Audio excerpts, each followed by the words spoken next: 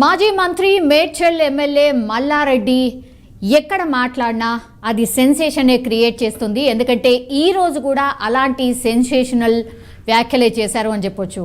ఇకపై ఎన్నికల్లో పోటీ చేయబోవడం లేదని ఆయన చెప్పకనే చెప్పేశారు. తనకు 71 ఏళ్లున్నాయి కాబట్టి ఇక ఎన్నికల్లో పోటీకి దూరంగా ఉండాలని అనుకుంటున్నట్టు ఆయన కామెంట్ చేశారు. అండ్ రాజకీయ పరంగా తనకు ఇవే చివరి 5 ఏళ్ళు అన్నటువంటి మాట కూడా చెప్పారు. సో 5 ఏళ్లలో మీ అందరికీ మంచి చేశాను, సో సేవ చేసే అవకాశం నాకు ఇచ్చారు, ధన్యవాదాలు అంటూ కూడా చెప్పుకొచ్చారు. దెన్ మంగళవారం ఈరోజు షామీర్పేట మండలం అలియాబాద్ ఎక్స్ రోడ్ సిఎంఆర్ కన్వెన్షన్లో మేడ్చల్ నియోజకవర్గ స్థాయి సమీక్ష సమావేశం అయితే జరిగింది. సో ఈ కార్యక్రమంలోనే మల్లారెడ్డి ఈ కామెంట్స్ చేశారు. సో నియోజకవర్గ ప్రజలే తన బంధువులు అండ్ ఇన్నాళ్ళు నియోజకవర్గంలో అనేక పనులు చేశాను, రాబోయే రోజుల్లో కూడా మరిన్ని చేస్తాను అన్నటువంటి కామెంట్ కూడా చేశారు. అండ్ మంత్రి వ్యాఖ్యల వెనుక అసలు రాజకీయ వ్యూహం ఏమైనా దాగుందా అన్నటువంటి చర్చ ఒకవైపు జరుగుతుంటే కాంగ్రెస్ పార్టీ మీద ఒక రకంగా విరుచుకుపడ్డట్టే అనుకోవచ్చు. ఎందుకంటే మీరు హామీలు ఇచ్చారు, అవన్నీ నెరవేర్చే హామీలేనా, మమ్మల్ని బొంద పెడతామని అంటున్నారు, మిమ్మల్ని బొంద పెట్టే వాళ్ళు ఢిల్లీలో ఉన్నారు, ఆల్రెడీ వాళ్ళు పని స్టార్ట్ చేసేశారు అంటూ సెన్సేషనల్ కామెంట్ చేశారు. మనని బొంద పెడతాడు, మన కేసీఆర్ బొంద పెడతాడు, మన బీఆర్ఎస్ పార్టీని బొంద పెడతాడు. మీకు తొందరలే బొంద పెట్టే రోజులు వస్తున్నాయి. మీకు బొంద పెట్టేటాడు ఢిల్లీలో ఉన్నాడు, ఆల్రెడీ స్టార్ట్ అయిపోయింది, మీ బొందలు స్టార్ట్ అయిపోయింది ఆల్రెడీ. అప్పుల పాలు చేశారు రాష్ట్రాన్ని, మీరంతా అప్పులమయం చేసేశారు, అందుకే సంక్షేమ పథకాలు ఇవ్వట్లేదు అని మా మీద కామెంట్ చేస్తున్నారు. మరి అప్పుల పాలు కాకుంటే మీకు లంకె బిందెలు ఇచ్చి వెళ్ళేది ఉండేనా అంటూ కూడా ఆయన సెన్సేషన్ కామెంట్స్ అయితే చేసినటువంటి సిచ్యువేషన్. నిజంగానే కొన్ని టైమ్స్ ఆయన ఆలోచించి మాట్లాడతారా లేకపోతే నిజమే మాట్లాడతారా అనేటువంటిది కూడా చాలా మందికి కూడా ఒక క్వశ్చన్ మార్క్గానే ఉంటుంది. అప్పుల పాలు చేసిపోయినట్టు, అప్పుల పాలు రాకపోతే నీకు లంకె బిందెలు ఇచ్చిపోతారు, అదన్నీ మర్చిపోతారు మనుషులు. బట్ తనకు చివరి ఎన్నికలు అంటూ మల్లారెడ్డి చేసిన ఈ వ్యాఖ్యలు అయితే ఇప్పుడు రాజకీయ పరంగా పెద్ద ఆసక్తి రేపుతున్నాయని చెప్పొచ్చు. ఎందుకంటే త్వరలో జరగబోయేది పార్లమెంట్ ఎలక్షన్స్ కాబట్టి మరి ఆయన పోటీ చేసేందుకు ఆసక్తి చూపుతున్నారా అన్నటువంటి వాదన కూడా ఒకటి తెర మీదకి వస్తోంది. అధిష్టానం ఛాన్స్ ఇస్తే పోటీకి సై అంటూ కూడా ఆయన కామెంట్స్ చేస్తూ ఉన్నారు.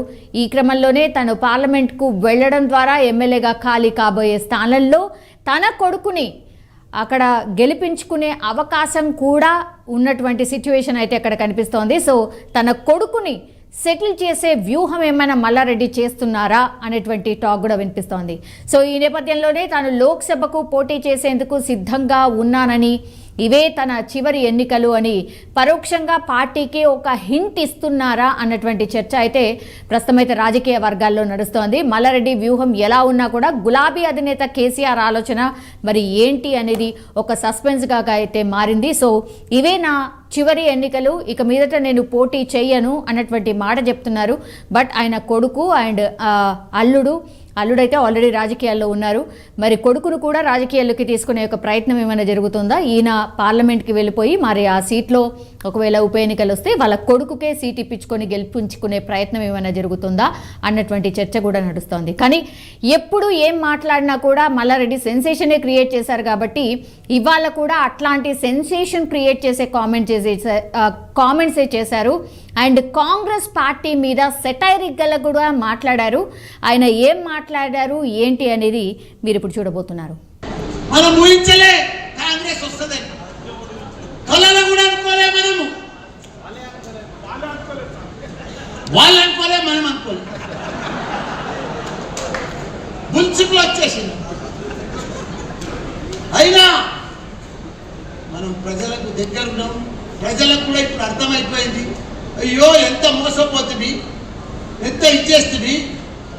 కానీ మాదిక్కు ఎప్పుడు కూడా ప్రజలు మాదిక్కేసి కదా. మా జిల్లాలో 7కు 7 మేము గెలిచినామన్నా, ప్రతి సీటు 50,000 మెజార్టీ తోటి తెలంగాణలో ఫస్ట్ జిల్లా, ఫస్ట్ మంత్రి, రికార్డ్ బ్రేక్ చేసిన మంత్రి మల్లారెడ్డి.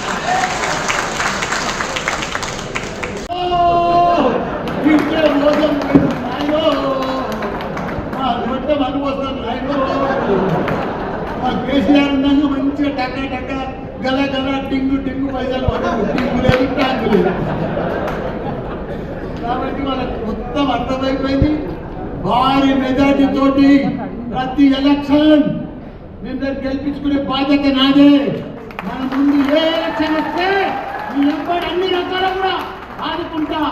ఏదైతే సర్పంచ్లు ఉన్నారో, ఎవరైతే ఎంపీటీసీ ఉన్నారో, ఎవరు వచ్చినా ఏదైతే నేను అప్పుడు గెలిపించిందో 4 ఏళ్ళ 5 ఏళ్ల కింద అదే పద్ధతిలో మళ్ళీ గెలిపిస్తాను కూడా మీ అందరూ కూడా మాటిస్తున్నా.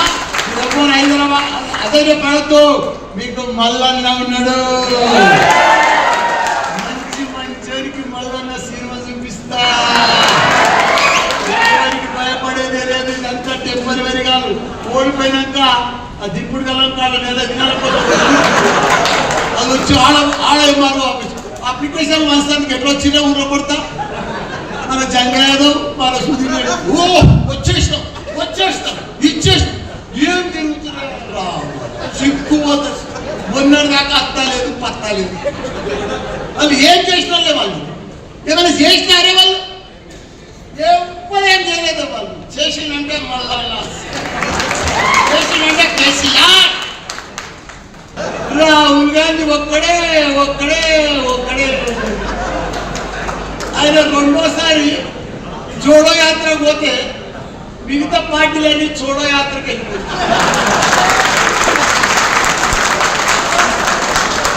మన వాల్యూ ప్రపంచంలో గుర్తుపడతారు. ఆయన మెడ్సల్ అంటే షామీర్పేట్ అంటే ప్రపంచంలో గుర్తింపు వచ్చింది. కాబట్టి మనం అధైర్యపడద్దు. టెంపరరీ వీళ్ళంతా టెంపరరీ ప్రభుత్వం.